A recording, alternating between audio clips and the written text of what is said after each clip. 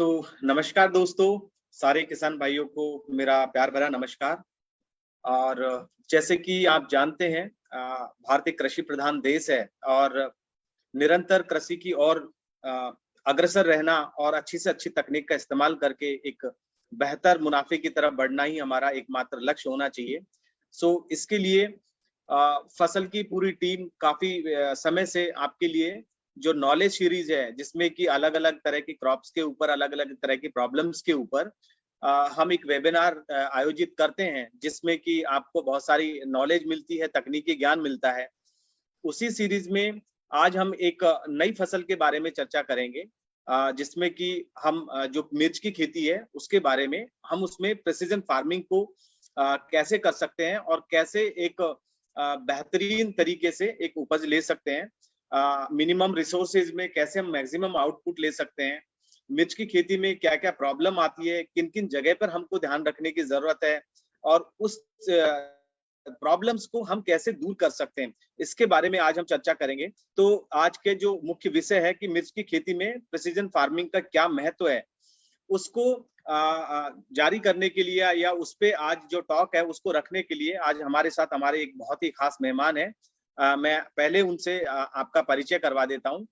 आज के जो हमारे मेहमान हैं वो हैं श्री भूपेंद्र परमार जी। और श्री भूपेंद्र परमार जी जो हैं पिछले 25 साल से जो बागवानी खेती है, जिसमें कि आपके सब्जी वाली फसलें या फल वाली फसलें, उनमें सक्सेसफुली खेती कर रहे हैं। वो एक किसान भी हैं, जो कि पिछले 25-26 साल से खेती करते आ रहे हैं और उनकी ये चौथी जनरेशन है जो एग्रीकल्चर में है और कंसल्टेंसी में है। श्री भूपेंद्र परमार जी जो है आज छत्तीसगढ़, मध्य प्रदेश और महाराष्ट्र में तकरीबन 3000 एकड़ से भी ज्यादा के क्षेत्रफल में हमारे जो किसान भाई हैं उनको तकनीकी ज्ञान मुहैया करवा रहे हैं, उनकी सहायता कर रहे हैं, उनको कंसल्टेंसी दे रहे हैं।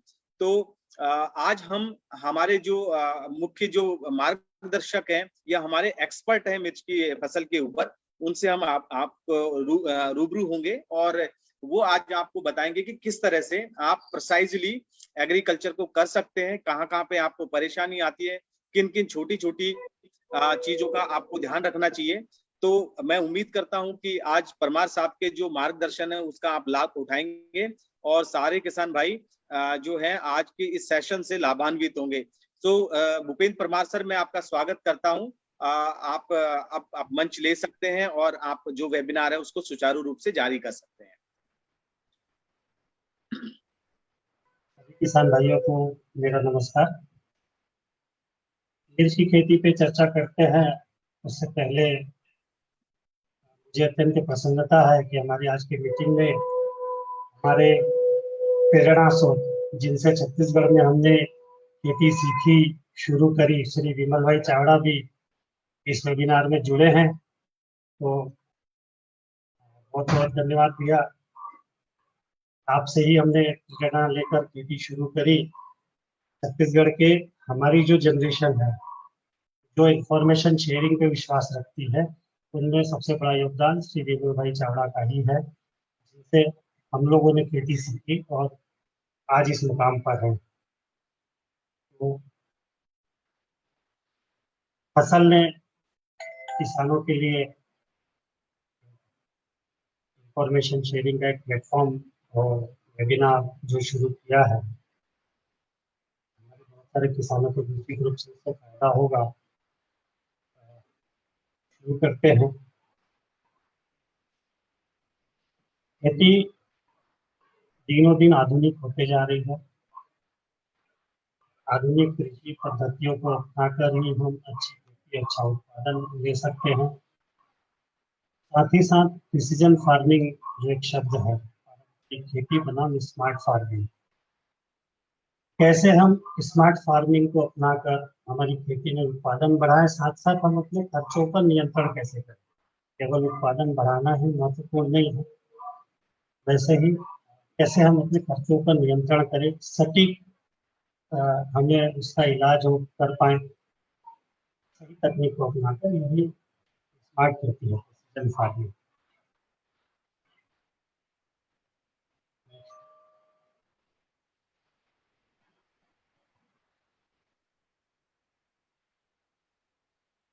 Next slide please. मिर्ची की बात करते हैं तो मिर्ची को ट्रॉपिकल सब ट्रॉपिकल क्लाइमेटिक कंडीशन में हम अच्छी तरह से उगा सकते हैं, मिर्ची की खेती कर सकते हैं। हमारे यहाँ देखें तो भारत भर में सभी जगहों पर मिर्च की खेती की जा सकती है। बहुत ठंडी जलवायु जहाँ पर मिट्टी का तापमान 10 डिग्री से नीचे चला जाता है, वहां पर मिर्ची के पौधे की ग्रोथ थोड़ी स्लो हो जाती है। या जहाँ बहुत ज्यादा पाला पड़ता है, फॉस्ट डिपॉजिट है, वहाँ मिर्च की फसल को नुकसान हो सकता है। वहीं मिर्च की खेती के लिए 20 से 25 डिग्री सेल्सियस का तापमान बहुत आदर्श होता है। उस टेम्परेचर पे हम बहुत अच्छी खेती कर सकते हैं। मिट्टी का तापमान यदि सॉइल टेम्परेचर की बात करें तो 30 डिग्री या इससे अधिक होगा तो पौधा तो हमें ऊपर की ग्रोथ दिखेगी, पर जड़ों का विकास इस पर स्लो हो जाता है। तो कुल मिलाकर हम ट्रॉपिकल सब ट्रॉपिकल मतलब भारत में लगभग जगहों पर हम मिर्च की खेती बहुत अच्छी तरह से कर सकते हैं।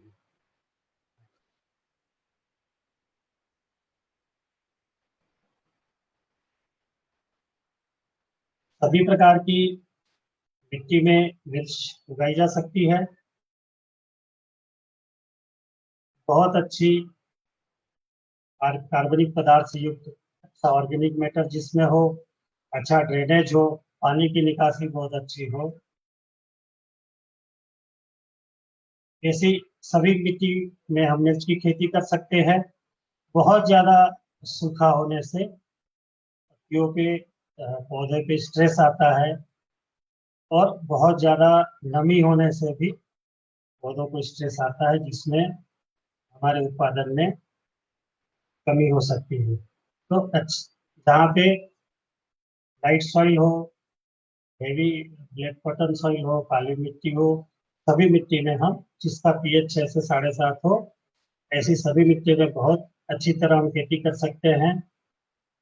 सॉल्ट जिस जमीन में बहुत ज्यादा हो, लवण युक्त ज्यादा लवण वाली मिट्टी में पौधों की ग्रोथ पे फर्क पड़ सकता है, पौधे अच्छी तरह विकसित नहीं हो पाएंगे। तो कोई भी खेती करने पे अच्छा है कि हम एक बार सॉइल टेस्टिंग करा लें, हमारा पानी की जांच करा लें, वाटर टेस्टिंग करा लें, उसके रिपोर्ट के आधार पर फिर मिर्च की खेती का प्लान करें। Next please.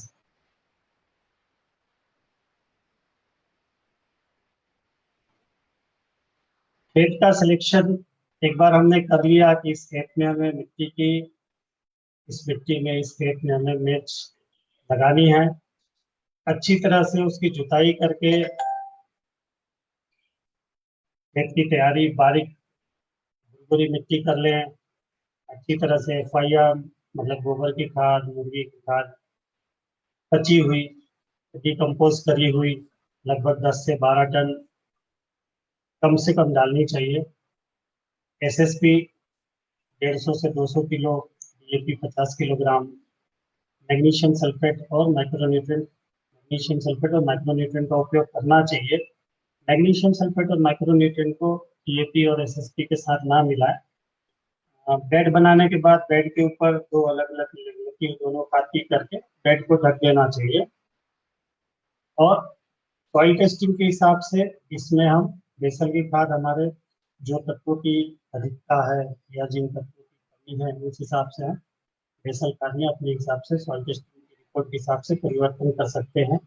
कुल मिलाकर आज की खेती हमारी ड्रिप की और मल्चिंग की खेती है। बेड प्रिपरेशन बहुत महत्वपूर्ण है। बेड से बेड की दूरी और पौधे से पौधों की दूरी के हिसाब से अच्छी तरह ऊंची बेड निकासी की अच्छी व्यवस्था के साथ हमें बनानी चाहिए। नेक्स्ट।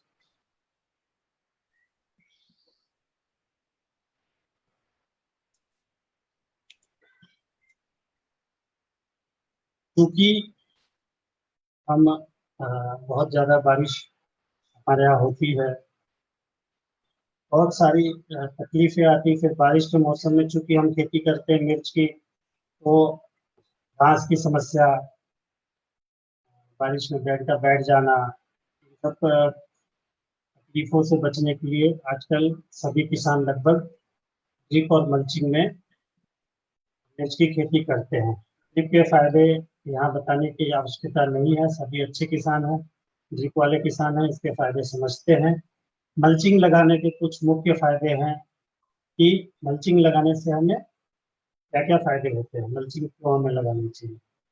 मिट्टी की अंदर जो सॉइल में जो मॉइस्चर है वो बराबर बना रहता है, पानी का फैलाव अच्छी तरह होता है, रूट जोन के आसपास लगभग एक जैसा वातावरण मल्चिंग से बनता है। क्योंकि रूट जोन के आसपास वातावरण अच्छा बनता है तो एक्टिव रूट जोन का विकास अच्छा होता है, जिससे कि पौधा हमारे पोषक तत्वों को ज्यादा से ज्यादा मात्रा में ग्रहण कर सकता है। कुछ जगहों पे मिट्टी के कटाव को नियंत्रित करता है। और सबसे बड़ी बात कि खरपतवार नियंत्रण में मल्चिंग बहुत सहायक है। जितने एरिया में हम मल्चिंग से आच्छादित कर देते हैं बेड को, उतनी जगह में केवल मल्चिंग के होल को छोड़कर मतलब कि घास हमारी नहीं उगती है। क्योंकि ज्यादा घास से भी नुकसान ये है कि वहाँ पे बेड के नीचे या बेड के ऊपर यदि घास हुई तो निंदाई करते हैं वहाँ पे, इससे भी पौधों की जड़ों को नुकसान होता है, फिर फसल हमारी पानी पकड़ती है और कोई ना कोई वहाँ पे फंगस या कीड़े आसपास वहाँ रहते हैं। तो एक मल्चिंग का बहुत फायदा है, खरपतवार नियंत्रण में भी हमारी सहायक है।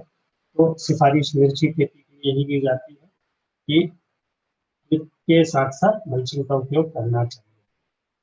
मल्चिंग यदि हम बहुत अधिक तापमान में मिर्च लगाते हैं, जैसे इंदौर जैसी जगहों में, इंदौर बड़वानी में अभी ट्रांसप्लांटिंग मिर्च की कुछ दिनों में शुरू हो जाएगी, वहाँ सिफारिश ये की जाती है कि व्हाइट ब्लैक मल्चिंग का उपयोग करें।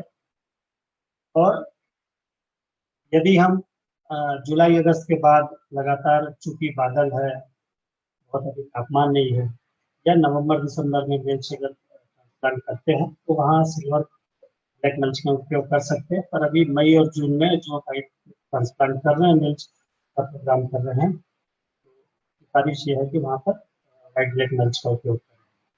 नेक्स्ट, नर्सरी प्रबंधन और प्रत्यारोपण। तो लगभग जो हमारे यहाँ किसान भाई है जो मिर्च की बहुत अच्छी खेती कर रहे हैं और करना चाहते हैं, क्योंकि समय बदल रहा है, समय के साथ हमें आधुनिक होना है। मिर्च का बीज जो पहले हम बेड तैयार करके जमीन में मिर्च की नर्सरी डालते थे, वो सारी प्रक्रिया बंद हो चुकी है और मुझे लगता है कि बंद कर देनी चाहिए।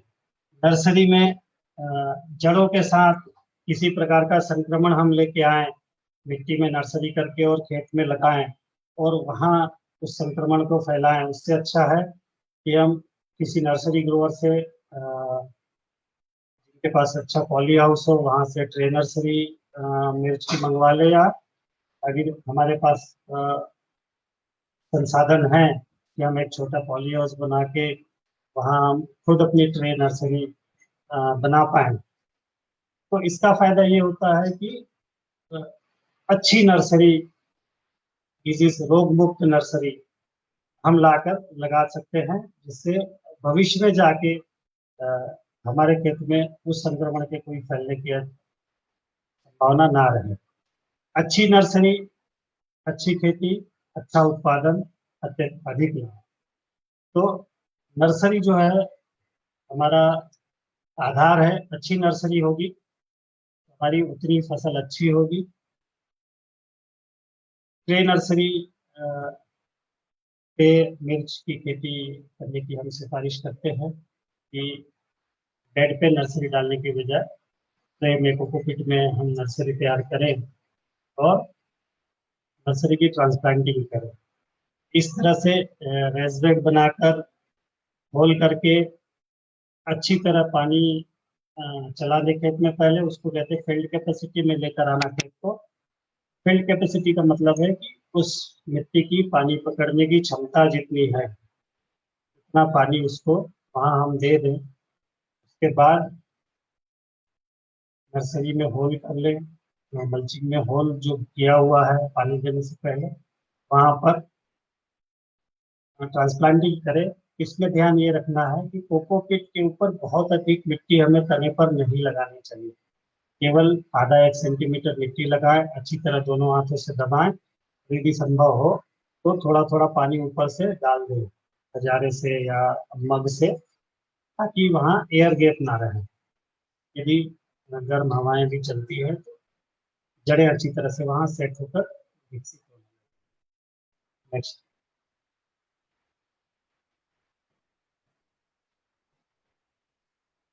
फसल, अच्छी फसल के लिए हम जो देखते हैं कि हमें क्या क्या आवश्यक है ट्रांसप्लांटिंग के बाद, तो मल्चिंग के होल में खरपतवार नियंत्रण,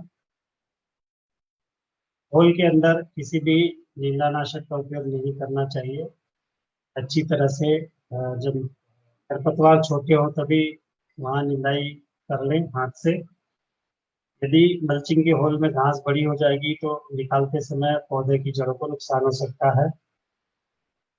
अच्छी तरह और नालियों में खरपतवार नियंत्रण के लिए, जैसे ही बारिश आने की संभावना है कि मिर्च ट्रांसप्लांट हो गई, एक बारिश हो गई, नमी आ गई, तब वहां पर हम नालियों में स्टॉम्प एक्स्ट्रा या top star pre emergence weedicide का इस्तेमाल कर सकते हैं, ताकि कुछ दिन जो वहाँ खरपतवार ना होंगे। उसके बाद यदि उगते हैं तो पैराक्वाट डाइक्लोराइड का उपयोग कर सकते हैं नालियों के अंदर की खरपतवार के नियंत्रण के लिए। तो मल्चिंग के होल की निराई करनी चाहिए।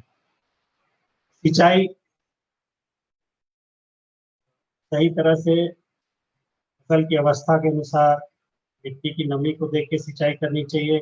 चूंकि हम मल्चिंग में खेती कर रहे हैं तो हमें कैसे पता चलेगा कि कितना पानी देना है, तो इसके लिए टेंजियोमीटर का उपयोग करते हैं। वैसे ही जैसे फसल, अभी जिन्होंने डिवाइस लगाया हुआ है, सॉइल मॉइस्चर के सेंसर्स वहाँ पे लगे हुए हैं, वहाँ नमी के अनुसार सिंचाई कर सकते हैं। समय समय पर पौधों में रोग और कीट नियंत्रण की बात हम आगे करेंगे, वो फसलों पे रोज देखना है।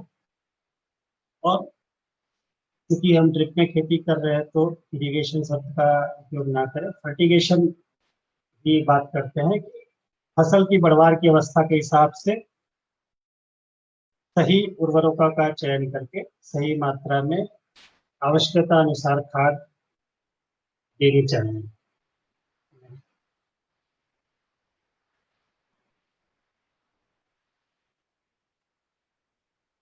अभी जो कि हमने बात की खरपतवार नियंत्रण में, मल्चिंग के होल को, जो घास उग रही है वहाँ वहाँ हमें हाथ से ही निदाई करनी चाहिए।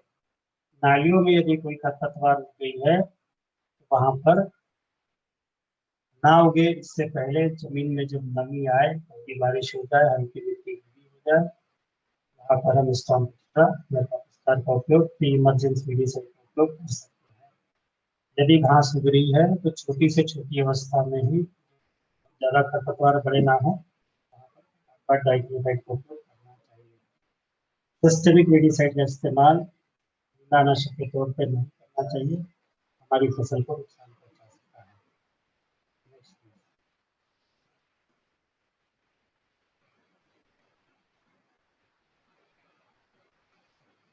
फर्टिगेशन पे जो हमने बेसल की खाद डाली है, उससे जितना हमें न्यूट्रिएंट मिला, बाकी का हम उसको माइनस करके बाकी का हम ड्रिप के खाद में बांट के बराबर बराबर बांट के देते हैं।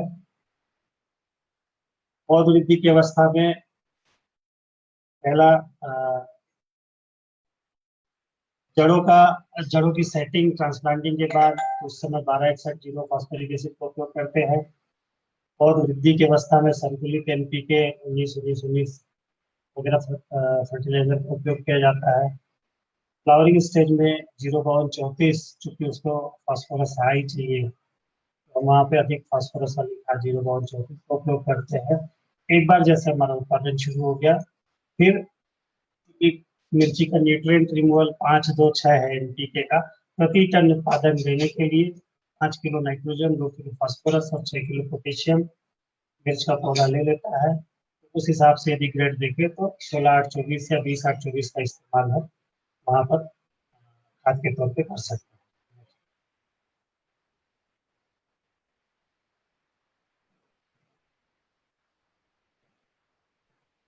सिंचाई का महत्व कि हम हमें कितना पानी देना है, ये हम कैसे तय करें। चूंकि हम ड्रिप में खेती कर रहे हैं, मल्चिंग में खेती कर रहे हैं। पहले ओपन में जब हम खेती करते थे तो जड़ के पास के मिट्टी का लड्डू बना के देखते थे, दिखाते थे कि नमी कितनी है जानने के लिए। अभी कि हमने ड्रिप लगा लिया, मल्चिंग लगा ली, बेड के अंदर नमी का स्तर कैसा है, कितनी नमी है, कितना पानी देना चाहिए, एक बहुत महत्वपूर्ण समझने की बात है।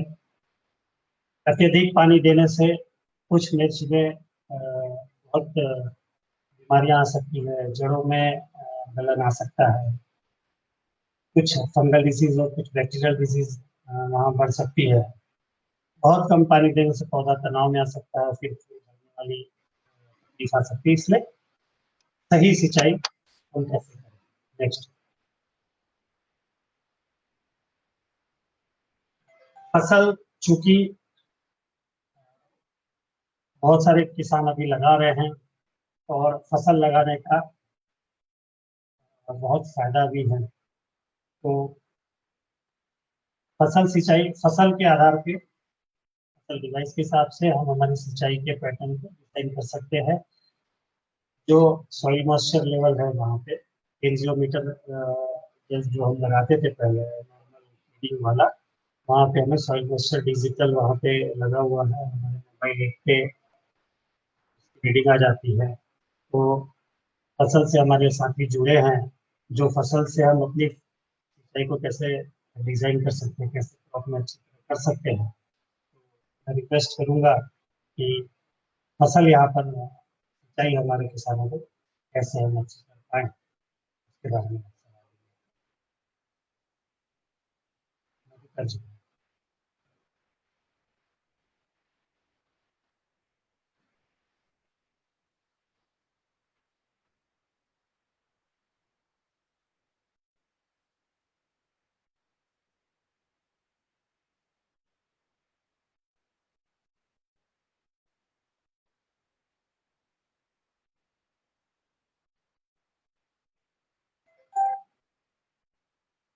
मधुकर जी से आग्रह करूंगा कि फसल हमें मिर्च में सिंचाई देने में क्या कैसे सहायता पहुंचा सकता है, या कैसे हम फसल का अच्छी तरह सिंचाई में उपयोग कर सकते हैं। बिल्कुल सर, धन्यवाद। जो भी किसान भाई अभी स्लाइड को देख रहे हैं, मैं हमारी जो टीम है उनसे आग्रह करूंगा कि वो पहली वाली स्लाइड पे एक बार जाएं, जो प्रीवियस स्लाइड है। बेसिकली जो फसल डिवाइस है जो आपके खेत में लगता है, उसमें जो हम इरिगेशन की एडवाइजरी देते हैं कि हमको कितना सिंचाई करना चाहिए, कब करना चाहिए और उससे क्या फायदे हैं, क्या नुकसान है, तो उसमें बहुत सारी चीजों को हम जब हम उसका मॉड्यूल डिजाइन करते हैं तो ध्यान, क्रॉप का जो है, कौन सी क्रॉप है, उसकी कौन सी वैरायटी है, कौन सी स्टेज है, वो फ्रूटिंग में है तो कितनी जरूरत है, ट्रांसप्लांटिंग में है तो पानी की कितनी जरूरत है, या फिर वो जब आपका फल बढ़ रहा है तो तब कितने पानी की जरूरत है। तो ये एक्चुअल में हमको पता नहीं होता है। तो हमारे किसान भाई क्या करते हैं, जैसे सैंडी सॉइल है, उसमें भी आप मिर्ची लगा सकते हो। तो जो सैंडी सॉइल है, बालू वाली मिट्टी है, उसमें आप पानी दोगे तो 1 घंटे के अंदर वो पानी नीचे चला जाता है। उसकी जड़ वाले क्षेत्र में कितना मान नहीं लगा पाते हैं। दूसरा, अगर ब्लैक कॉटन सॉइल में आप लगा रहे हैं, भारी जमीन में आप लगा रहे हैं, तो 2 दिन के बाद में उसमें ऊपर पपड़ी जमने लगती है, क्रैकिंग आने लगती है, तो फार्मर को लगता है कि यहाँ पे अभी पानी की देने की जरूरत है। जबकि हैवी सॉइल में जो वाटर है उसका पर्कुलेशन बहुत कम होता है और सीपेज ज्यादा होता है, यानी कि लेटरल मूवमेंट पानी का होता है, तो रूट वाले जोन में जाकर के पानी नीचे जमा रहता है। लेकिन हमारे किसान भाइयों को लगता है कि वहां पे अभी पानी की बहुत ज्यादा जरूरत है और वो पानी अंदाजे के हिसाब से उसमें पानी चलाते हैं। उसके परिणाम स्वरूप होता क्या है कि बहुत सारी जो फंगल डिजीजेज हैं वो वहां पे पनपने लगती हैं, जिसमें कि आपका नर्सरी में है तो डैम्पिंग ऑफ आ जाती है, फाइटोप्थोरा आ जाता है, पीथियम आ जाता है, वर्टिसिलियम आ जाता है, तो राइजोक्टोनिया आ जाता है। तो तमाम तरह की जो फंगल डिजीज है वो वहां पे डेवलप होने लगती है। दूसरा, अगर आप एक्सेस वाटर दोगे सॉइल में तो सॉइल का जो टेम्परेचर है वो रेज नहीं हो पाएगा, बढ़ नहीं पाएगा।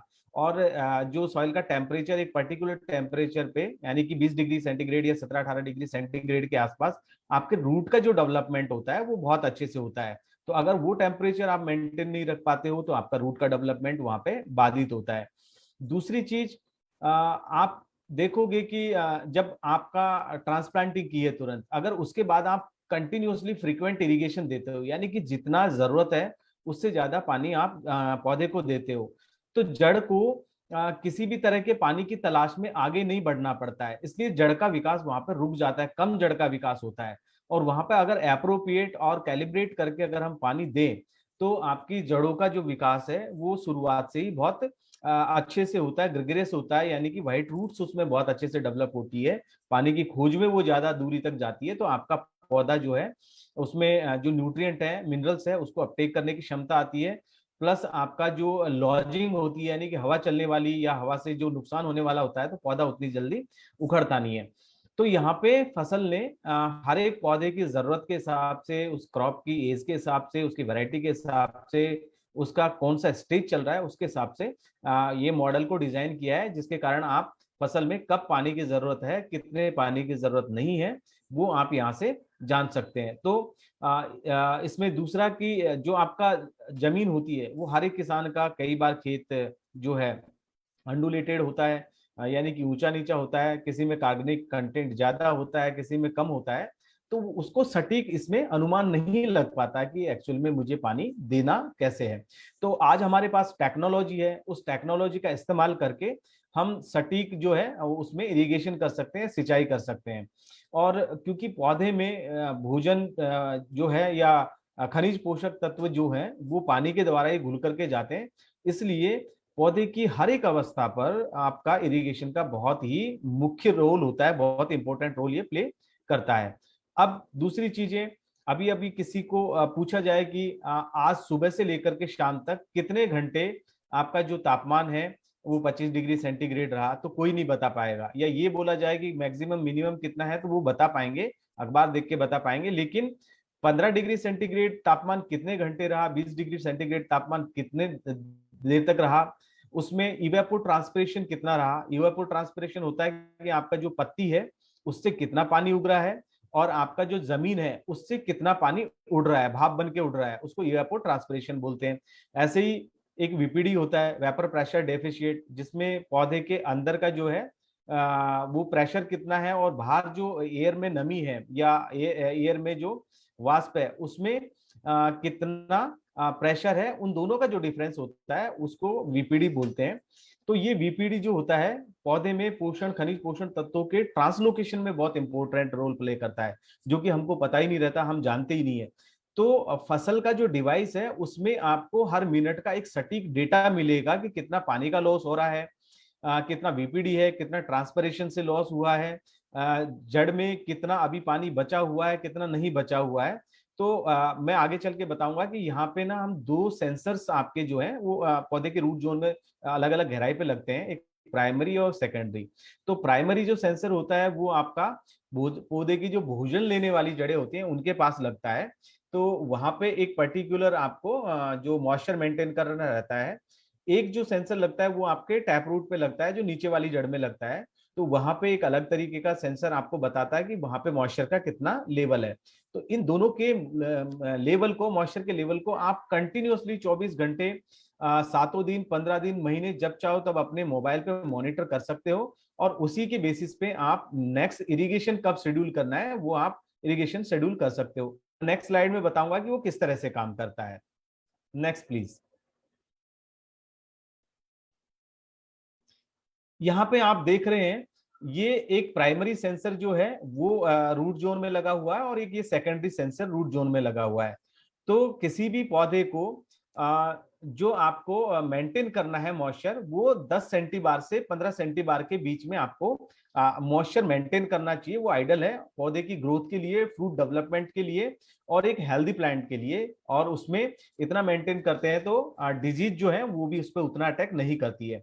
तो यहाँ पे आप देख रहे होगे जो प्राइमरी सेंसर है उसमें 1.11 सेंटीबार यहाँ पे रीडिंग दिखा रहा है, तो आपके मोबाइल पे जो आपको अलर्ट मिलेगा वो इस तरह का अलर्ट मिलेगा रेड कलर में कि यहाँ पे अभी ये दिखा रहा है कि लीचिंग स्टेटस है, यानी कि 10 सेंटीबार से नीचे चला गया है, यानी कि जो आपका पौधे की फील्ड सॉइल की फील्ड कैपेसिटी है उससे पानी ज्यादा हो गया है, वो पानी को होल्ड नहीं कर पा रही है और इसमें लीचिंग हो गई है, जिसके कारण आपने खाद जो दिए हैं वो भी बह करके निचली सतह पर चले गए हैं और उनका उपयोग नहीं हो पा रहा है, जिससे आपका खाद का पैसा बर्बाद जाता है। और ज्यादा अगर खाद आपका बह करके निचली सतह पर जाएगा तो वो जमीन को भी खराब करेगा। इसी तरह से आप सेकेंडरी रूट जोन में आप देख रहे हो, यहाँ पे जो पानी का जो स्टेटस है वो 4.54 सेंटीबार दिखा रहा है, यानी कि ये भी अभी लीचिंग स्टेटस में है, यानी कि किसान ने बहुत ज्यादा पानी यहाँ पे डाल दिया है, जिसके कारण ये पानी जो है निचली सतह पर चला गया और जाके जमा हो रहा है, खाद का भी नुकसान हो रहा है। तो ये सारी की सारी रीडिंग्स आपको आपके मोबाइल पे अलर्ट्स आपको मिलते रहेंगे, उसके हिसाब से आप अपना पूरा का पूरा इरिगेशन यहाँ पे मैनेज कर सकते हैं। Next please. जी परमार सर, पौध संरक्षण के बारे में आप कंटिन्यू करें प्लीज।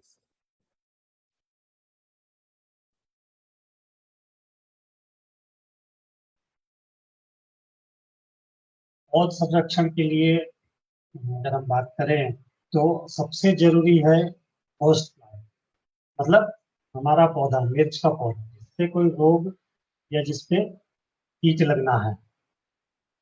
दूसरा है इन्वायरमेंट, मतलब मौसम ऐसा हो कि उस कीड़े के बढ़वार के लिए या उस रोग के बढ़वार के लिए वैसा परिस्थिति हो मौसम की कि उसके अनुकूल हो, जिसमें वो कीड़ा या वो रोग बढ़ सकता है। तीसरा पैथोजन, उस कीड़े के लिए वो कीड़ा वहां पर हो उपस्थित जहाँ पे उसकी संख्या बढ़ाए या वो रोग हो। इन्वायरमेंट में मुख्य रूप से पत्तियों पर नमी, कितनी बारिश हुई है, बारिश का पानी कितनी देर तक पत्तियों पर रुका रहा। दूसरा आर्द्रता, ह्यूमिडिटी कितनी है। और तीसरा टेम्परेचर। कुछ कीड़ों के लिए, कुछ रोग बीमारियों के लिए इन तीन फैक्टर का होना आवश्यक है, तो ही वो रोग या वो कीड़ा वहां पर आगे पनप सकता है। तो हम आगे देखते हैं कि पौध संरक्षण में हम क्या कैसे उसको दे सकते हैं। सबसे पहले बात करते हैं इंसेक्ट्स की। Next please. मिर्च में कौन कौन से कीड़े हैं और उन कीड़ों से हमें, वायरस की स्लाइड को भी हमने यहाँ पर कीड़े के साथ ले लिया है। सबसे पहला है मिर्च का जो मुख्य कीट है वो थ्रिप्स है। ये थ्रिप्स के जो सिम्टम्स वाला एक पौधा है, अपवर्ड कर्लिंग जिसपे हुई है, पत्तियां ऊपर की तरफ उबड़ खाबड़ होकर मुड़ती है, उस फोटो के कोने में यहाँ देखेंगे थ्रिप्स का फोटो बना हुआ है। यदि मोबाइल की स्क्रीन पर हम उन पत्तियों को ऐसा चढ़ाकर देखेंगे तो स्पष्ट रूप से वो थ्रिप्स दिख जाता है। सिम्टम्स एकदम क्लियर है। इसी तरह से यदि मिर्च की पत्तियां ऊपर की तरफ मुड़ रही हैं और उबड़ खाबड़ होकर मुड़ रही है, तो निश्चित तौर से मोबाइल की स्क्रीन पर या किसी डायरी का काला कोई पन्ना हो, इस पर हम ऐसा जगा कर देखें पत्तियों को, वहाँ थ्रिप्स नजर आएगा। थ्रिप्स है और थ्रिप्स से फैलने वाला वायरस है स्पॉटेड मिल्ट वायरस, इसे रिंग स्पॉट वायरस या टॉस्को वायरस भी बोलते हैं। इस वायरस को फैलाने के लिए जो वेक्टर है, उत्तरदायी कीट है, वो थ्रिप्स है। इसलिए थ्रिप्स का नियंत्रण बहुत जरूरी है। यदि आसपास ऐसा कोई होस्ट प्लांट हो जहां स्पॉटेड मिल्ट वायरस हो और वहां से थ्रिप्स यदि रस चूस कर आता है और फिर मिर्च के पौधे में, तो ये वायरस हाई टेम्परेचर में बहुत तेजी से फैलता है। इसलिए इसी वायरस की जहाँ पे बहुतायत हो वहाँ पे मल्चिंग बिल्कुल लगानी चाहिए और थ्रिप्स के नियंत्रण पे विशेष ध्यान दें। नेक्स्ट। अगला कीट है व्हाइट फ्लाई। पौधे की पत्तियों के नीचे ये देखिए व्हाइट फ्लाई के अंडे भी है और बड़ी व्हाइट फ्लाई भी है। ये पत्तियों के नीचे रह के रस चूसते हैं और मुख्य रूप से ये जो वायरस फैलाते हैं, व्हाइट फ्लाई से फैलने वाला वायरस है leaf curl virus. Leaf curl virus का वेक्टर व्हाइट फ्लाई है। व्हाइट फ्लाई की अधिकता हो आसपास जहाँ पर कुकुर बिट्स की बहुत खेती हो, वहाँ पे अगर व्हाइट फ्लाई है तो व्हाइट फ्लाई से ये वायरस फैलता है। व्हाइट फ्लाई के नियंत्रण पे बराबर ध्यान रखें, उसको मॉनिटरिंग करते रहें। और इसकी नीम्फ अवस्था जो है, फ्लाई से पहले की अवस्था जिनके पंख नहीं होते, सबसे ज्यादा नुकसान करने वाली अवस्था है, उसी अवस्था पे इसका नियंत्रण कर लिया जाए। पत्तियों के नीचे से अच्छी तरह से स्प्रे हो, जिससे कि ये व्हाइट फ्लाई कंट्रोल हो जाए। तो हमारे स्प्रे शेड्यूल में व्हाइट फ्लाई की भी दवाइयाँ जैसे ही व्हाइट फ्लाई की शुरुआत होती है, व्हाइट फ्लाई को नियंत्रण में रखना जरूरी है। व्हाइट फ्लाई से फैलने वाला वायरस लीफ कल वायरस।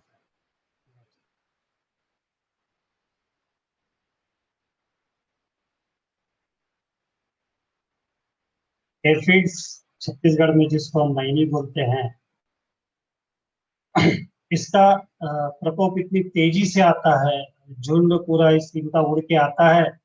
और इन्हें चूंकि हरा रंग ही दिखाई देता है, तो मिर्च का पौधा लगा हुआ उड़ के आई मिर्च में एक साथ बैठती है और बहुत तेजी से ही अपनी संख्या बढ़ाती है। मतलब अगर माइट्स के जैसा देखें तो एफिड भी बहुत तेजी से अपनी संख्या बढ़ाते हैं। तो जैसे ही हमें एफिड का इंफेस्टेशन दिखा कि हमारे क्रॉप में एफिड आया है, जल्दी से जल्दी उसको कंट्रोल करना चाहिए। ये पत्तियों पे रह के इस बहुत पूरी तरह से रस चूस लेती है।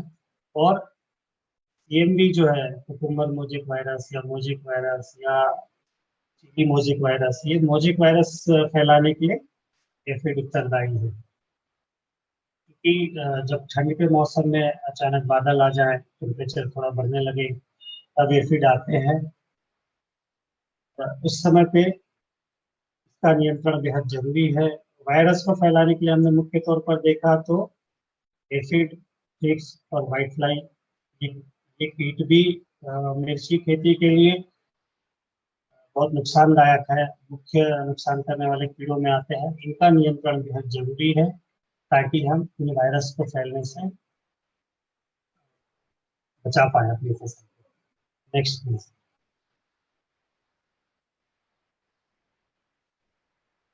माइट्स मतलब हम मकड़ी कह सकते हैं। ध्यान से देखेंगे तो मकड़ी पत्तियों के पीछे स्पष्ट रूप से दिख जाएगी।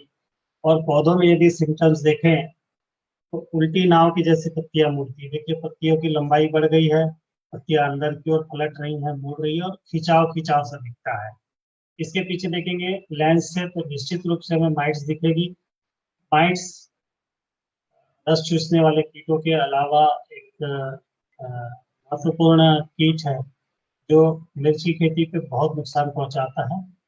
तो थ्रिप्स, एफिड, व्हाइटफ्लाई के जैसा ही माइट्स का नियंत्रण बहुत जरूरी है। बहुत सीवियर अटैक होने पर माइट्स का देखिए बाजू में, पौधे के बाजू में फल का फोटो है, इस तरह से ये फल को भी डैमेज करने लगती है। तो रस चूसने वाले कीड़ों के अलावा माइट्स का नियंत्रण भी बहुत जरूरी है। नेक्स्ट, रूट नॉट नेमाटोड का ध्यान रखना है। कोई ऐसी फसल हम ना लगाएं कि जैसे पिछली फसल में नेमाटोड रहा हो, तो मिर्च की खेती पे विशेष ध्यान रखेंगे। अच्छी तरह जुताई करके जमीन का सुखाना जरूरी है।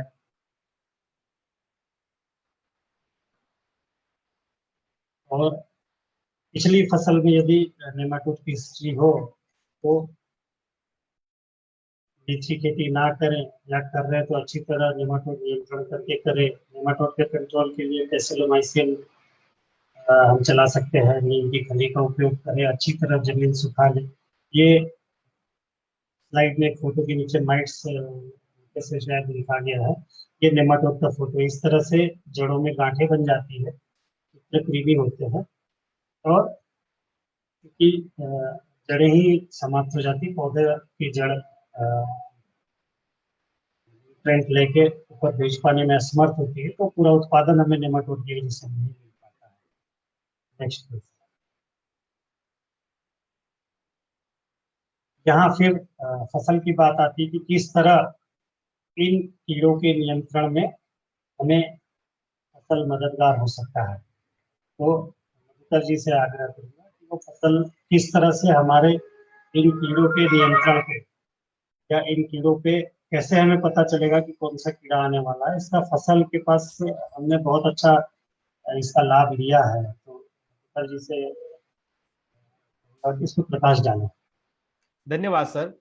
तो किसान भाइयों, जैसे हम बात कर रहे थे कि जो हम कॉन्वेंशनल खेती करते हैं, साधारण जो खेती करते हैं, उसको हाईटेक कैसे बना सकते हैं और कैसे हम एक अच्छा मुनाफा ले सकते हैं। तो आजकल बहुत सारी टेक्नोलॉजी जो है मार्केट में अवेलेबल है, जिसमें अलग अलग कंपोनेंट आपको अवेलेबल है, लेकिन फसल ने एक कंप्लीट आपको ऐसी टेक्नोलॉजी दी है जिसमें कि आप अपने खेत की हर पल की जो भी हलचल है, जो भी जानकारी है, जो भी डेटा है, वो सकते हैं। तो ऐसा एक जो है इंस्ट्रूमेंट डिजाइन किया है जो कि आपके खेत पे लगता है, और उसके बेसिस पे आप अपना insect pest management, disease management, irrigation management, weather prediction, आप हर एक चीज आप उस डिवाइस के थ्रू अपने मोबाइल पे आप घर बैठे कर सकते हैं।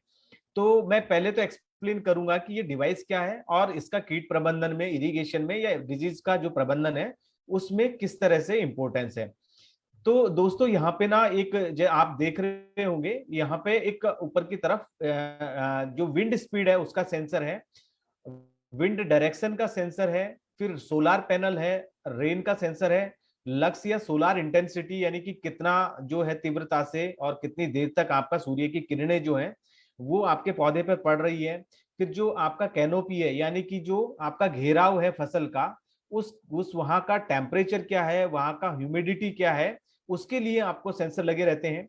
एक लीफ वेटनेस का सेंसर होता है जो कि पत्ते पर आपके कितने समय तक ड्यू रहा है, ओस रहा है या उस पर पानी रहा है। अगर ज्यादा देर तक पत्ते पर पानी रहता है तो वहां पे फंगल और बैक्टीरियल जो डिजीज है, बीमारियां हैं, वो पनपने के चांस रहते हैं। तो ये कितनी देर तक आपके पौधे पे, पत्ते पे पानी टिका हुआ रहा है उसको कंटिन्यूअसली मॉनिटर करता है। फिर सॉइल के अंदर 3 सेंसर जाते हैं, जिसमें एक प्राइमरी और सेकेंडरी मॉइस्चर का सेंसर होता है जिसके बारे में मैंने एक्सप्लेन किया।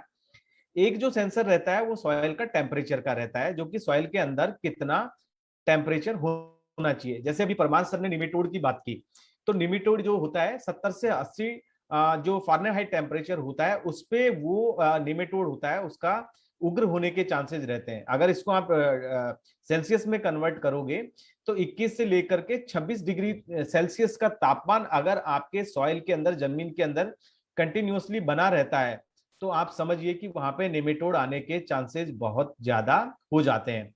तो जैसे ही वो चांसेस हो जाते हैं, आपको फसल सिस्टम जो है वो तुरंत अलर्ट भेजता है आपके मोबाइल पे कि अभी आपके यहाँ पे नेमेटोड आने की संभावना है।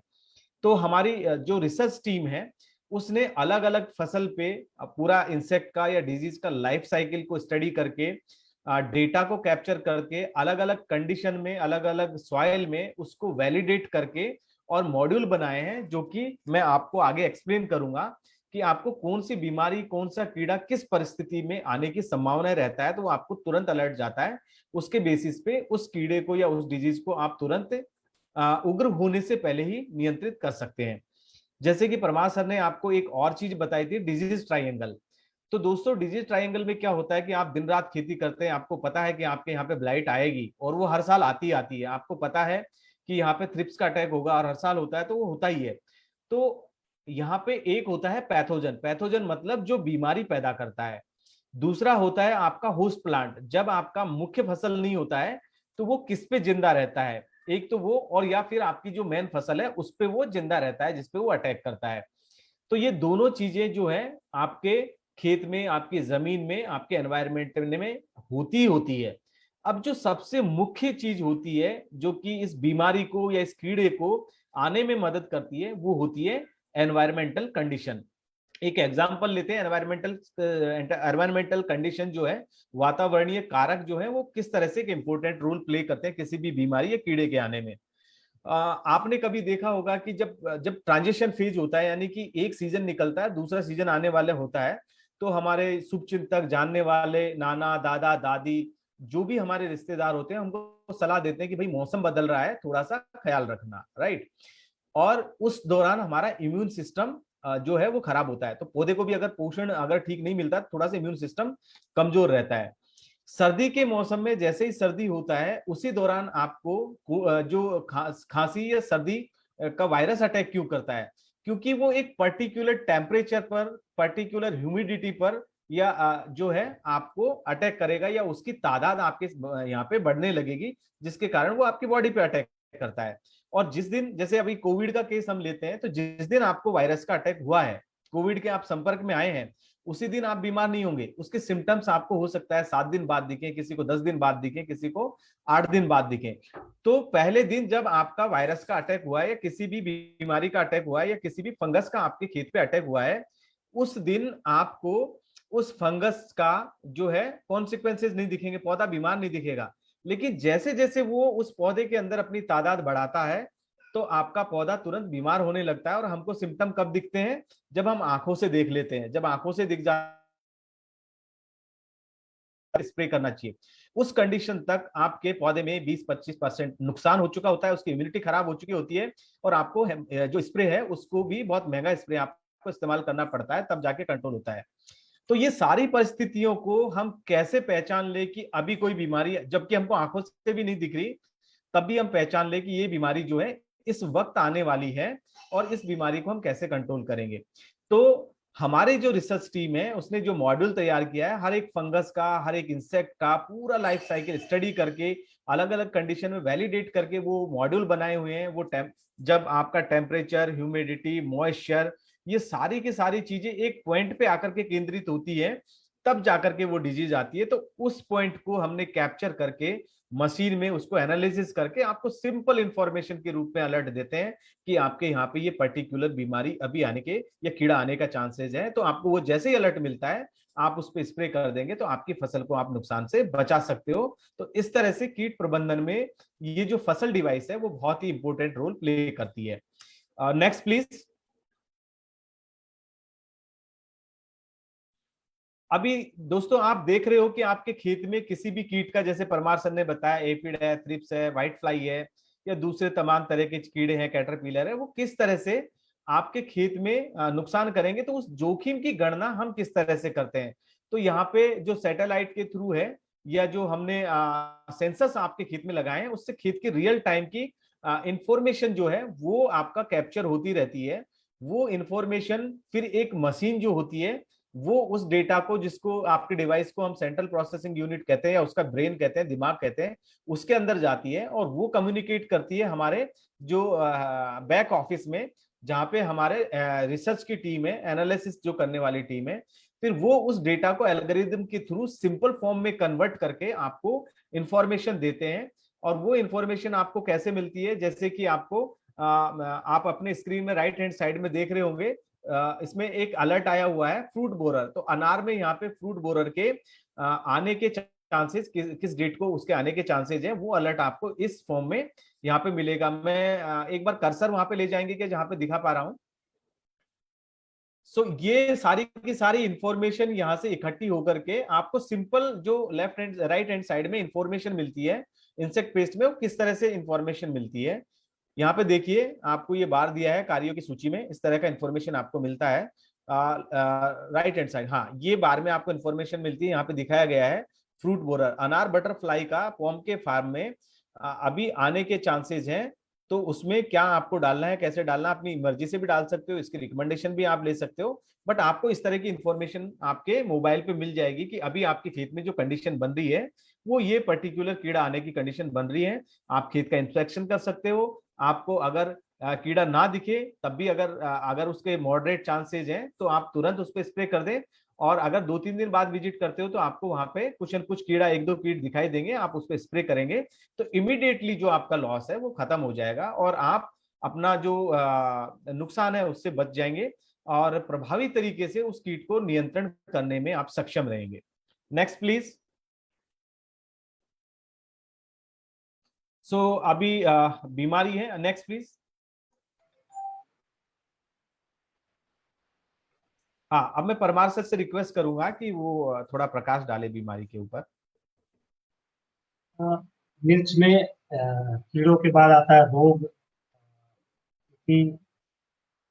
Fungal, bacterial.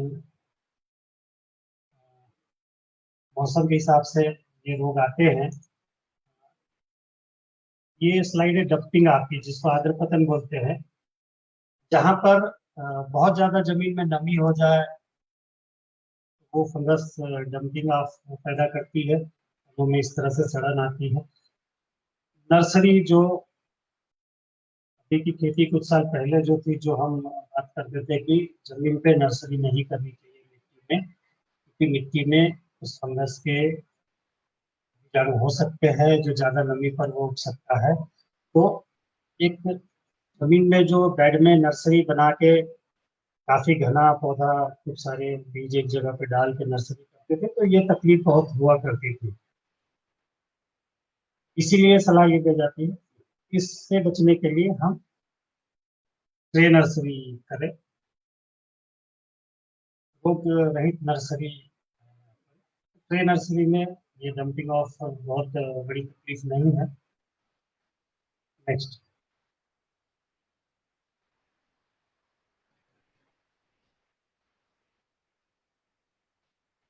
मिर्च में देखिए बहुत ज्यादा जब बारिश हो जाती है, लगातार बारिश है, ह्यूमिडिटी लगातार हाई बनी हुई है, तो नीचे की पत्तियों में अचानक इस तरह से गलन दिखने लगता है, ये बैक्टीरियल स्पॉट कहलाता है। पत्तियां गीली गीली सी, फैले फैले हुए स्पॉट। और ये शिमला का यहाँ फ्रूट का फोटो इसलिए दिया गया है कि इससे एकदम स्पष्ट पहचाना जाता है कि बैक्टीरियल स्पॉट किस तरह से आते हैं। ये पत्तियों पर और फलों पर इस तरह से इसके लक्षण दिखाई देते हैं। Next please. Cercospora leaf spot, इसे हम सामान्य भाषा में फ्रॉग आई लीफ स्पॉट कहते हैं।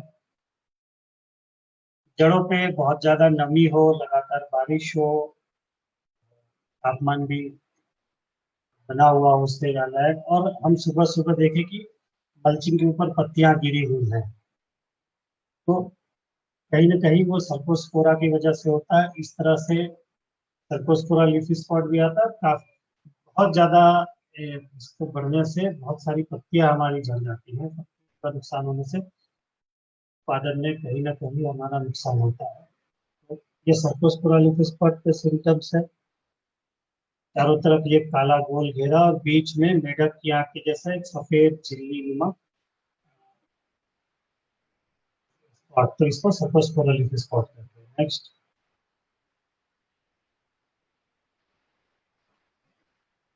बैक्टीरियल स्पॉट पत्तियों के लक्षण, साथ साथ फलों पे भी उसका गलन आता है। Next please.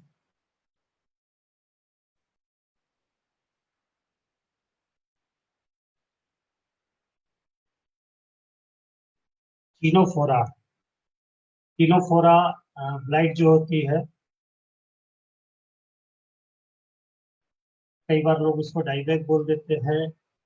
तने के ऊपर देखेंगे यहाँ पे हल्के हल्के रेशे हैं, और उसके स्पोर आपको जिंदा मिलेंगे वहां। जैसे ही बारिश का आखिरी आखिरी का सीजन हो और मौसम खुलना शुरू होता है, कभी कभी थोड़ी बहुत ओस गिरनी शुरू होती है, अगर हमने सुबह सुबह तुड़ाई कर ली, पत्तियां टूटी हुई है, या कोई वहां इल्लियां लग गई चबाने वाली, काटने वाली, कोई इल्लियों ने पत्ता काटा, तो कटे हुए भाग में से या पत्तियों के टूटे हुए भाग में ये टिनोफोरा ब्लाइट डेवलप हो जाती है। बहुत तेजी से ये बढ़ती है, और ये इस तरह से रेशेदार बिल्कुल स्पोर दिखेंगे, और ऊपर एक काले कलर का उसका टिप दिखता है, तो ये टिनोफोरा ब्लाइट है। इसके लिए बहुत ज्यादा फंगिसाइड का उपयोग करने से पहले कुछ चीजों पे विशेष ध्यान देना है कि सुबह जब ओस गिर रही हो, पत्तियां गीली हो, उस समय की खुदाई बिल्कुल नहीं करेंगे। नाइट्रोजन हमें बिल्कुल कुछ दिन के लिए कम कर देना है या बंद कर देना है। जितनी भी तुड़ाई हमने आज करी है उसमें कोई एक अच्छा कॉपर बेस्ड फंगिसाइड का स्प्रे ले लेना है। इसी तरह फाइटोप्थोरा मिर्च में जड़ों को भी सड़ाता है। बहुत ज्यादा वाटर लॉगिंग होगी तो नीचे जड़ें हमारी सड़ने लगेंगी, देखेंगे तो जड़ों का छिलका निकलने लगता है, और तने पे भी वहाँ पर जमीन के ऊपर कुछ ऊपर तने पे तना हमारा सूख के सड़ने लगता है। फाइटोप्थोरा ब्लाइट आती है।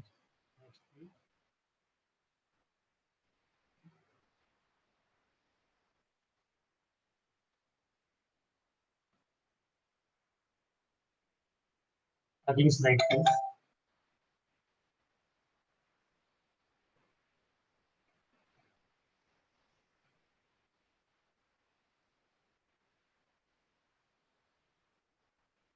पाउडरी वैल्यू मिर्च की बहुत नुकसान करने वाली फंगस है। पत्तियों पे बहुत ज़्यादा यदि फैल गई तो उत्पादन बहुत खराब स्थिति पे आ सकता है। उत्पादन पे बहुत ज़्यादा प्रभाव डालता है। कई बार पाउडरी को समझने में हमें दिक्कतें आती है, हम लेट हो जाते हैं, तब तक तो हमारा उत्पादन पे बहुत ज़्यादा प्रभाव पड़ चुका होता है। पाउडर इस तरीके से देखेंगे, पत्तियों के नीचे सफेद या हल्का पाउडर दिखेगा और पत्तियों के ऊपर पे इस तरह के सिम्टम्स दिखते हैं।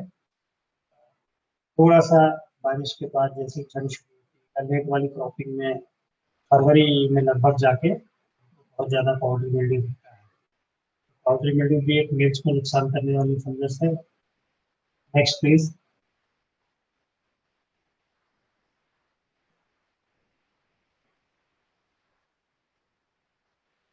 फ्यूजेरियम विल्ट की समस्या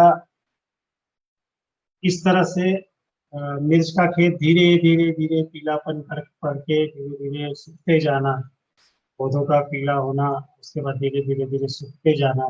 पर यदि हम लंबवत काट करके देखेंगे तने तो इस तरह से ये लेसन ऐसा सूखा हुआ तने के अंदर इस तरह से ये दिखाई देता है। ये फ्यूजेरियम विल्ट का है। इससे भी कंट्रोल के लिए अच्छी तरह जुताई करें, जमीन को अच्छे से सुखाएं और लगातार सोलेनेसी ग्रुप की फसलें डालें। क्रॉप रोटेशन आवश्यक है। Next please.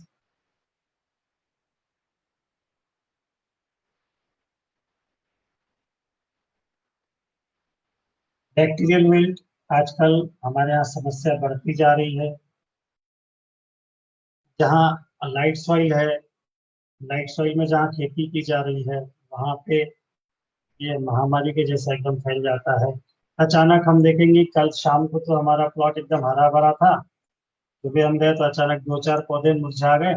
वहाँ पे वो एक पैच धीरे धीरे अचानक पौधा हमारा मुरझा गया। सब कुछ बढ़िया था, अचानक पौधे में मुरझाने का हमको सिम्टम्स दिखा, तो कहीं ना कहीं ये बैक्टीरियल विल्ट हो सकता है। ये बैक्टीरिया की वजह से होता है। लाइट सॉइल जहाँ हो वहाँ पर तो बिल्कुल क्रॉप रोटेशन करना ही चाहिए। और सभी जगह पे क्रॉप रोटेशन, यदि एक बार बैक्टीरियल विल्ट आ गया तो बहुत जल्दी ये कंट्रोल नहीं होता है। सोलेनेसी ग्रुप, मिर्च, बैंगन, टमाटर या हम ना करें, क्रॉप रोटेशन करें। फिर से वही बात आती है फील्ड प्रिपरेशन को हमने जो बात की, जमीन को अच्छी तरह जुताई करना, क्योंकि छत्तीसगढ़ में हमारे यहाँ तापमान बहुत अच्छा है, बहुत ज़्यादा अच्छी तरह जुताई करके हम सुखा सकते हैं।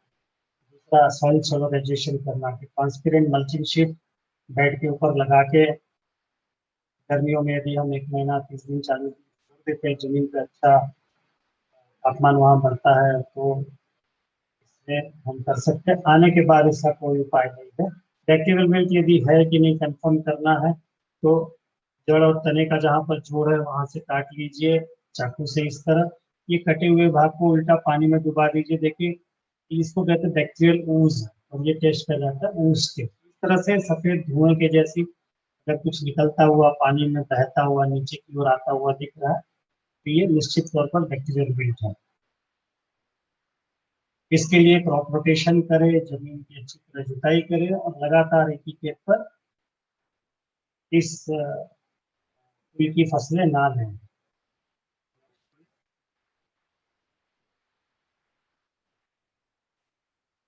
अब रोग प्रबंधन में, मतलब डिजीज मैनेजमेंट में आने के बाद तो हमारे पास फंजीसाइड है, बहुत सारे फंजीसाइड है। प्रिवेंटिव और क्यूरेटिव फंजीसाइड का हम उपयोग कर ही रहे हैं। पर कैसे हम फसल का इस्तेमाल करके फसल डिवाइस से कैसे हम फायदा ले सकते हैं। जिस तरह से कीट नियंत्रण में हम फसल हमारे लिए फायदेमंद है, आने से पहले प्रेडिक्शन ही कहा जाता है कि ये कीड़ा आने वाला है, उसी तरह इसके फायदे क्या, रोग प्रबंधन में भी हम फसल का कैसे फायदा ले सकते हैं, ये हम मुकेश नहिकर जी से जानेंगे। धन्यवाद sir. Arvind, can you stop your screen sharing, please?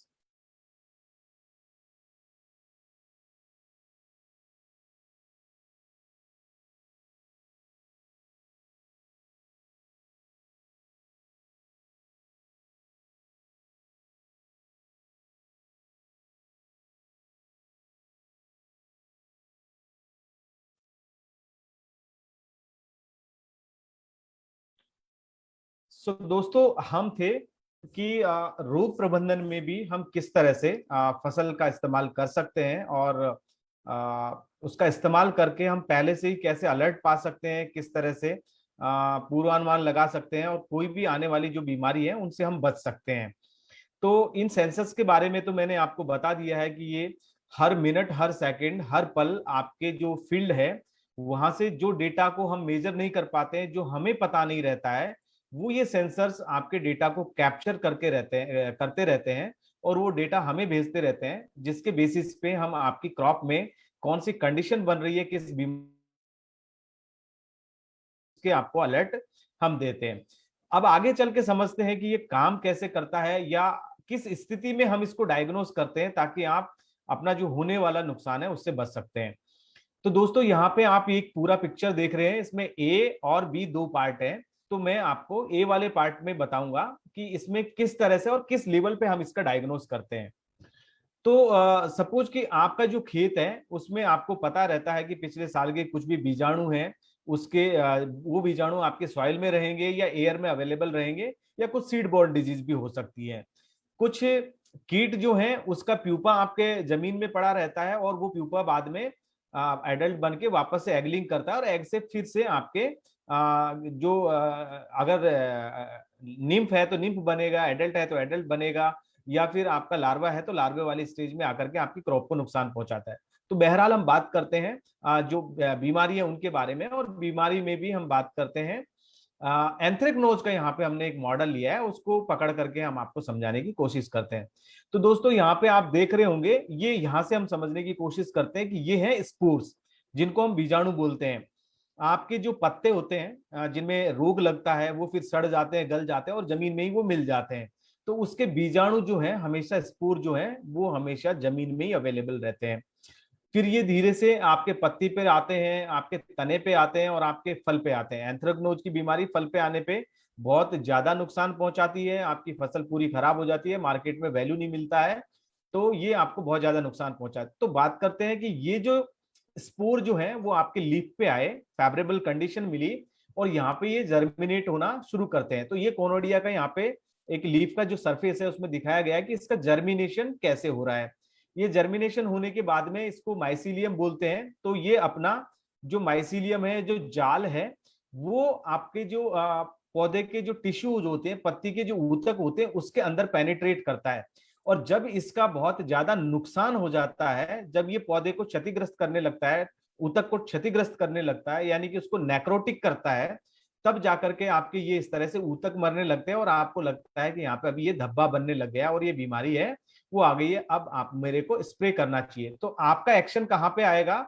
यहाँ पे जाकर के आप एक्शन लेना शुरू करते हो। कई बार तो इस स्टेज के बाद भी लेट आप एक्शन लेना शुरू करते हो, जबकि फसल आपको कहाँ अलर्ट करेगा? ये जो स्पोर है यहाँ पे पत्ती पे आया, इसकी जर्मिनेशन होने की जो स्टेज आएगी, यानी कि कौन सा टेम्परेचर है, कौन सा आपका ह्यूमिडिटी कितना है, टेम्परेचर कितना है, क्या कंडीशंस बन रही है, कितने देर तक आपका तापमान कैसा रहा, उसके बेसिस पे ये यहाँ पे जर्मिनेट होना शुरू होगा, या पर्टिकुलर बीमारी का जो है यहाँ पे अटैक होगा।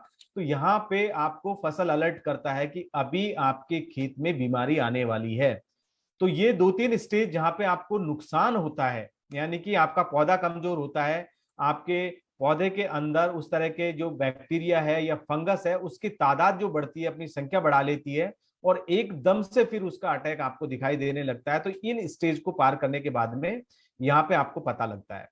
फसल क्या करता है कि उसके उग्र होने की जो भी कंडीशन बनती है, उसके डेटा के बेसिस पे आपको तुरंत यहीं पे अलर्ट भेजेगा।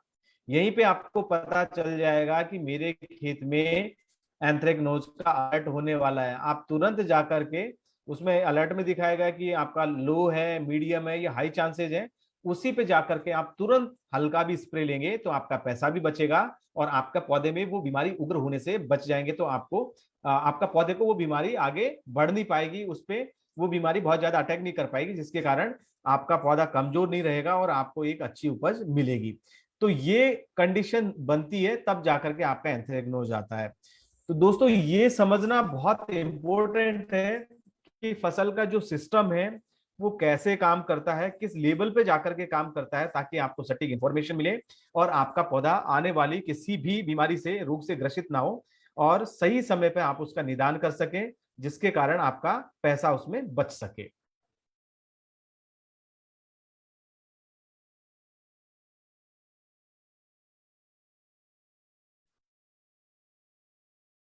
तो दोस्तों इसके बाद में जो है एंथ्रेक्नोज जो है उसमें मैंने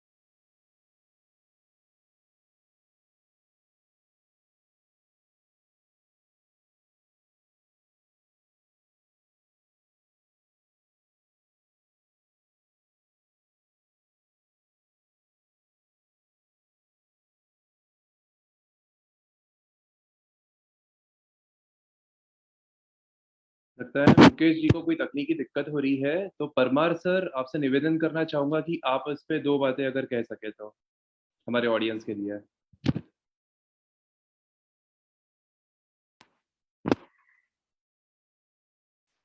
परमार सर। मुकेश सर हमें ये बता रहे थे कि किस तरह फसल जो है हमारे प्रिसीजन फार्मिंग में हमें मदद पहुंचा सकता है। कि जब हम किसी डिजीज के, किसी रोग के कोई सिम्टम्स को देखते हैं, वहां हमें नजर आता है, उससे पहले वहां उसका स्पोर पैदा होता है, बढ़ता है, फिर जब वो दिखता है हम पहचानते हैं, तब तक हो सकता है कि वो नुकसान करने वाली अवस्था में आ जाए, या हम वहां पे उसको कंट्रोल करने के लिए किसी फंजीसाइड का स्प्रे करें तो कंट्रोल होते होते 2 स्प्रे 3 स्प्रे हमारे, एक तो खर्च बढ़ा, दूसरा वहां पे वो उसका रोग का फैलाव बढ़ा।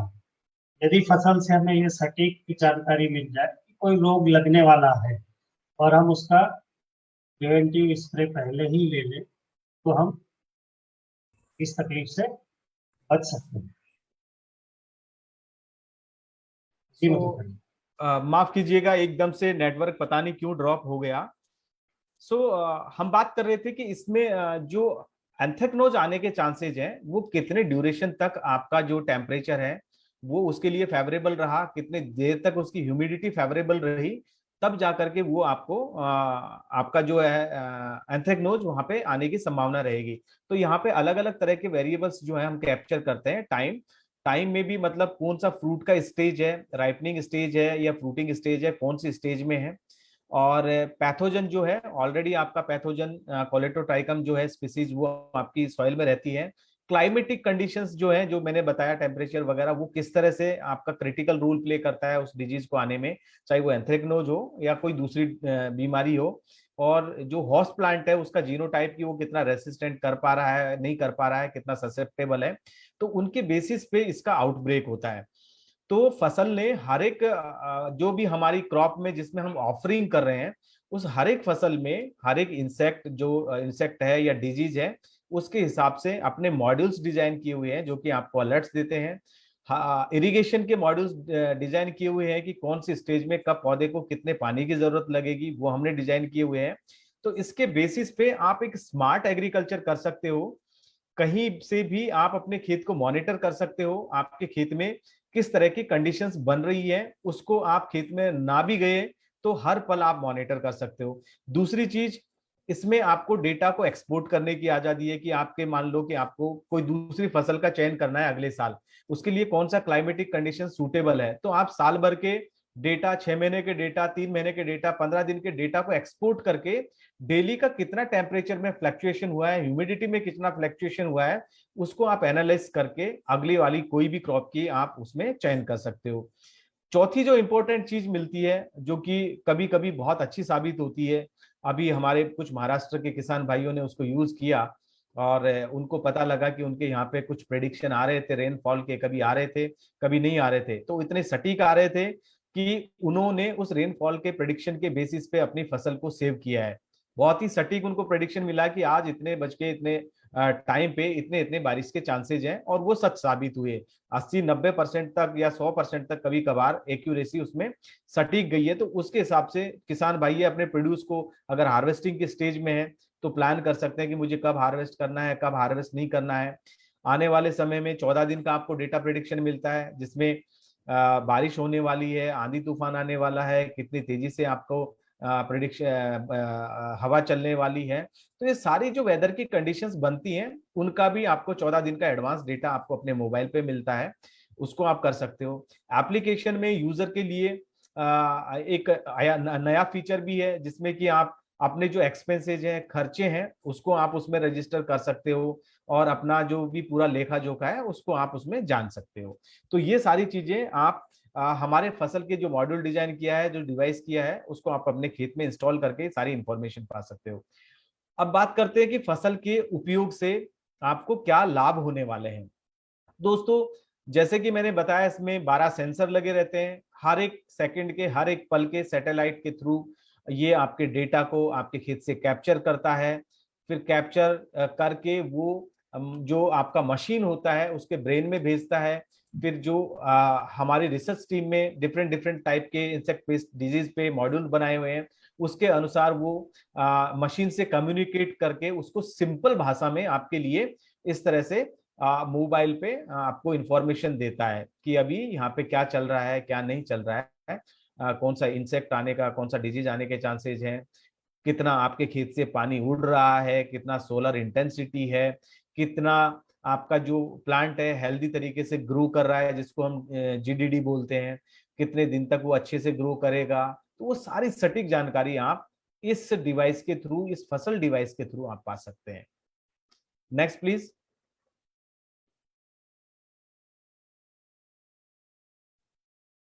नेक्स्ट या सो जो किसान भाई पिछले 3 साल से फसल डिवाइस को यूज कर रहे हैं और अपनी जो कॉन्वेंशनल खेती है, यानी कि जो हम ट्रेडिशनल खेती करते आ रहे हैं, उस खेती में इस मशीन को लगाने के बाद में जो हमारे किसान भाइयों को लाभ हुआ है वो ये है कि कम से कम 20 से 30% उन्होंने इरिगेशन में सेव किया है।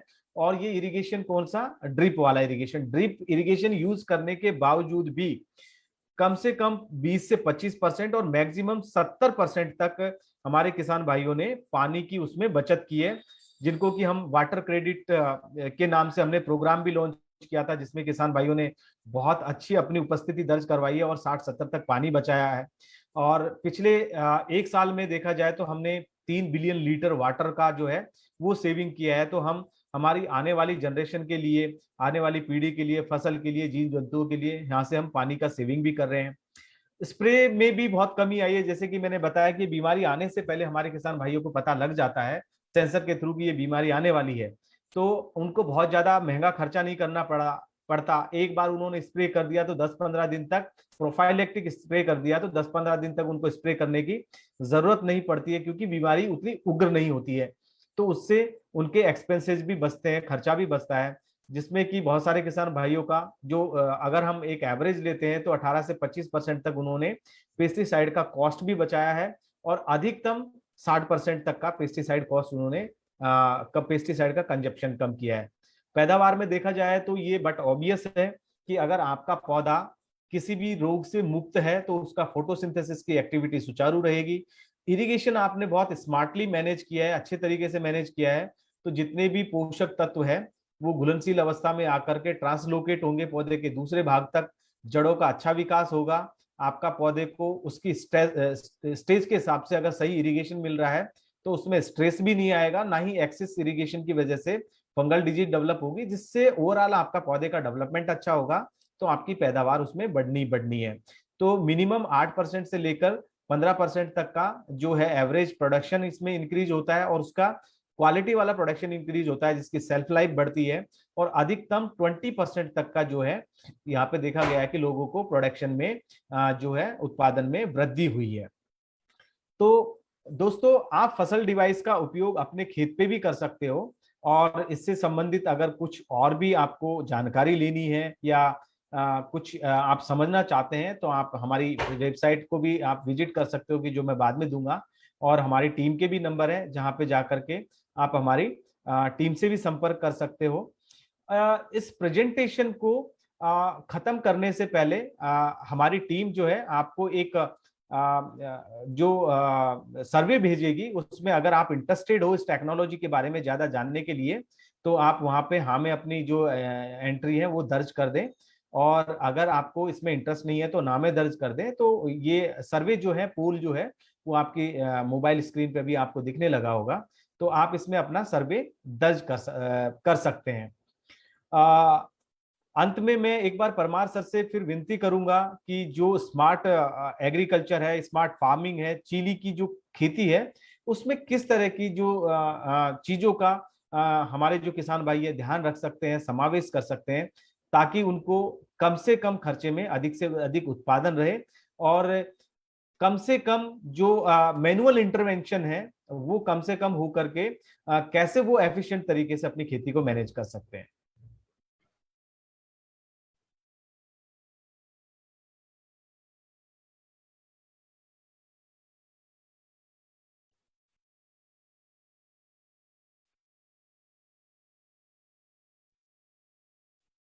ये तो चलो, आवाज आ रही है? हाँ सर, आइए। पहले तो जब हम कोई क्रॉप प्लान करते हैं, प्रोजेक्ट बनाते हैं कि हमें ये फसल लगानी है, तो सबसे पहला हमारा कि पिछली फसलों पे हमने कौन कौन, पिछले 2 सालों 3 सालों में हमने पिछले उस खेत में कौन कौन सी फसल ली है। सोलेनेसी फूल की अगर फसलें ली हो, कम से कम 2 साल हो गया होगा, तो वहां पर मिर्च प्लान करें। पुराना कोई विल्ट का हिस्ट्री उस खेत का ना रहा हो, मिल्ट हो जाए या फाइटोथोरा हो गया, इस तरह की हिस्ट्री का वाला कोई यदि हमारा फील्ड हो, वो सेलेक्ट ना करें। अच्छा फील्ड सिलेक्शन अच्छी फसल होने के लिए आवश्यक है।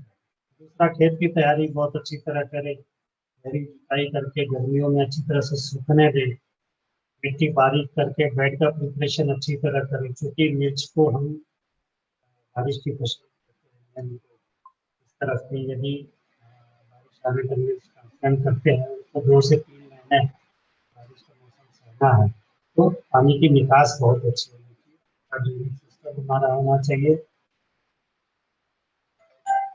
मल्चिंग लगाने के बाद किसान कहाँ गलती करते हैं कि अच्छी तरह उन्होंने पानी नहीं दिया और फसल लगा ली, तो नीचे से जो भाप बनती है वो नुकसान पहुंचाती है। तो एक ध्यान ये रखना है कि मल्चिंग लगाकर के बाद बहुत अच्छी तरह बेड को गीला करें, पूरी तरह से अच्छी तरह से खेत को लेकर आए। ट्रांसप्लांटिंग कोशिश करें कि ट्रे नर्सरी का ही उपयोग करें, ताकि फ्री नर्सरी हमारे पास आए। और ट्रे नर्सरी लगाने के बाद अच्छी तरह पानी दे के बराबर उसमें ग्रोथ स्टेज को चेक करते रहे, कीड़ों को वहाँ पर ध्यान दें बराबर, मॉनिटरिंग पेस्ट की मॉनिटरिंग बराबर रहे। डिजीज के लिए खास बात यह है कि डिजीज आने से पहले ही यदि हमने सिम्टम्स देख लिया या फसल इंस्टॉल हमने किया हुआ है, वहाँ से अलर्ट आ गया, तो हम प्रिवेंटिव पे जितना फायदा ले सकते हैं किसी डिजीज कंट्रोल करने का, क्यूरेटिव में आने के बाद थोड़ा सा नुकसान डिजीज करके ही जाएगी। उसके बाद यदि फसल अच्छी है, कहीं कोई बिल्ट वगैरह की अगर दिक्कत आती है, तो अगले साल की क्रॉप प्लान पे उस बिल्ट पे वो फसल हम नहीं करें। बिल्ट बदलना बहुत जरूरी है। तो छोटी छोटी बातों पे बराबर ध्यान रख के हम मिर्च की खेती पे अच्छा उत्पादन दे सकते हैं।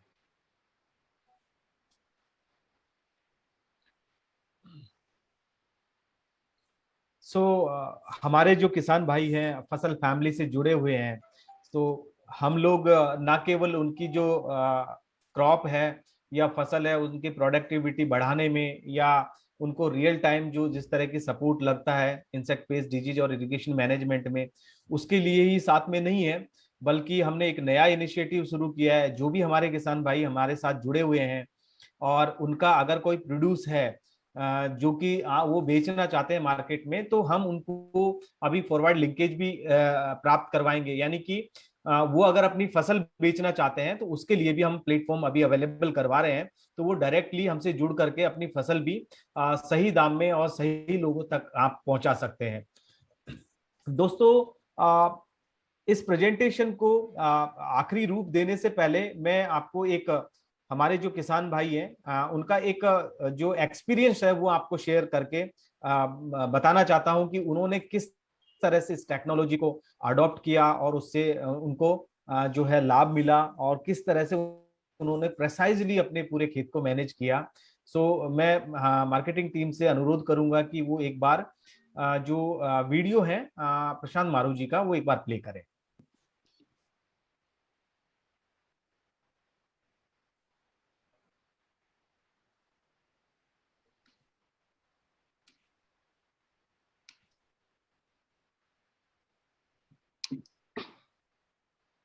जस्ट अ सेकंड में कर रहा हूँ, some technical thing.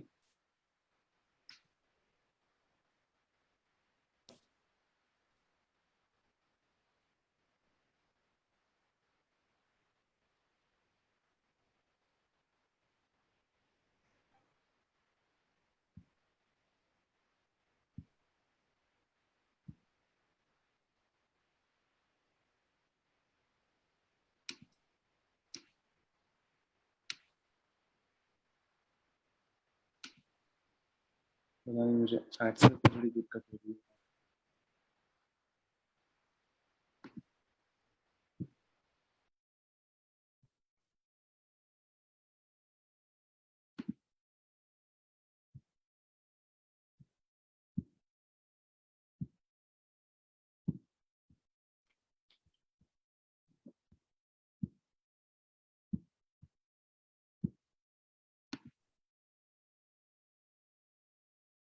Arvind, if you have, then you can go ahead. Okay, let me take. Yeah, I'm not getting the access.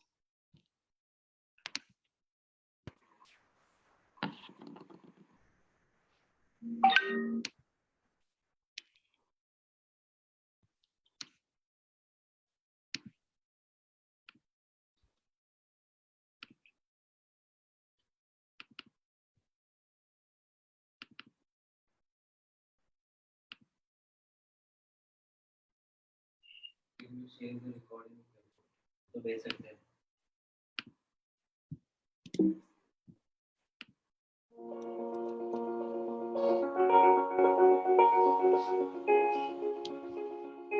नमस्कार दोस्तों, मैं प्रशांत मारू, विलेज सलोनी, राजनांदगांव का किसान हूँ। आज मैं फसल के संवाद के प्रोग्राम में आया था जो उन्होंने पहली बार किया। मैं फसल से लगभग 3 सालों से जुड़ा हूँ। मैं खेती तो लगभग 25 सालों से कर रहा हूँ और लगभग आज 45 से 50 एकड़ में सब्जी की खेती करता हूँ, जिसमें मेनली मैं कुकुरबिट्स और मिर्च और बैगन की क्रॉप लगाता हूँ। मैंने अपनी मिर्च और बैगन की क्रॉप में फसल लगाया हुआ था। फसल से मैं कैसे जुड़ा, तो मैंने जब ड्रिप लगाया उसके बाद मैंने उसमें मल्चिंग की मेरी क्रॉप में, तो मुझे पानी देने में बड़ी दिक्कत होती थी। फिर हमारे एरिया में मेरे फ्रेंड के यहाँ सबसे पहले फसल का एक डिवाइस लगा, तो उसको देखा मैंने, तो मैंने कहा इसको ट्राई देना चाहिए। तो फिर मैंने अपने फील्ड में भी फसल की डिवाइस को लगाया। उसके बाद मुझे मेरी चिल्ली की क्रॉप में फर्स्ट ईयर जब मैंने फसल से कोरिलेट करके उसको इरिगेशन किया और ये किया, तो मेरा लगभग 20% का यील्ड बढ़ा, मेरा रेवेन्यू अच्छा आया। और उसके बाद आज तीसरा साल है मैं फसल से जुड़ा हुआ हूँ, और मेरी 3 क्रॉप में अभी मैंने फसल की डिवाइस लगा, मैं फसल से बहुत संतुष्ट हूँ। फसल डिवाइस से मुझे मेरे क्रॉप की डिजीज और पेस्ट का बहुत सारा मॉड्यूल मिलता है, जिसमें वो मुझे प्रिडिक्ट करके पहले से ही बता देता है कि मेरे यहाँ पाउडरी मिल्ड्यू आने वाली है, या थ्रिप्स आने वाला है, या व्हाइट फ्लाई आने वाली है। उससे मुझे बहुत बचत हुई। मैंने जो हर वीक में एक स्प्रे करता था, कभी कभी मुझे 2-2 वीक में एक स्प्रे करने पड़ गए, मैं ब्लाइंडली स्प्रे करता था, वो मेरा स्प्रे बचा। पाउडरी मिल्ड्यू में खास करके मुझे बहुत हेल्प मिला। उसके बाद फसल ने एक वाटर क्रेडिट का प्रोग्राम चालू किया था, जिसमें उन्होंने एक अपने सारे फार्मर्स के लिए एक प्रोग्राम रखा कि जो पानी का बेस्ट मैनेजमेंट करेगा। तो उसके बाद मैंने और ध्यान दिया कि फसल के ऊपर कि मैं कहाँ इरिगेशन में गलती कर रहा हूँ, और उससे मुझे फिर मैंने मेरे इरिगेशन को प्रिसाइज किया, मुझे वाटर क्रेडिट का बेनिफिट भी मिला, और मेरे क्रॉप को उससे ज्यादा बेनिफिट मिला। और फार्मर कब खुश होता है? जब उसकी क्रॉप खुश होती है। और आखिरी में यही कहना चाहूंगा, फसल फार्मर इज ए सफल फार्मर।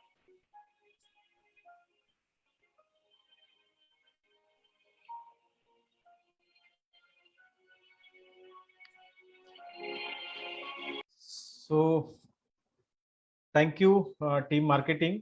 हमारे एक किसान भाई ने अभी एक सवाल पूछा है कि ये जो डिवाइस है उसको वो कितने एकड़ में यूज कर सकते हैं, राइट?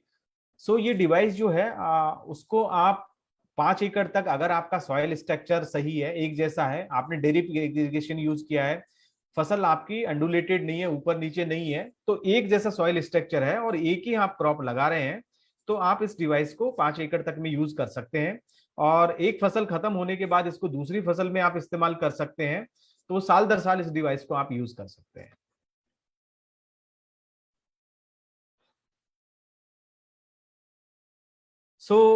दोस्तों, ये था आज का जो हमारा नॉलेज सीरीज, जिसमें कि आज मिर्ची की खेती को हम कैसे प्रिसाइजली कर सकते हैं, प्रिसीजन एग्रीकल्चर को हम कैसे अडॉप्ट कर सकते हैं।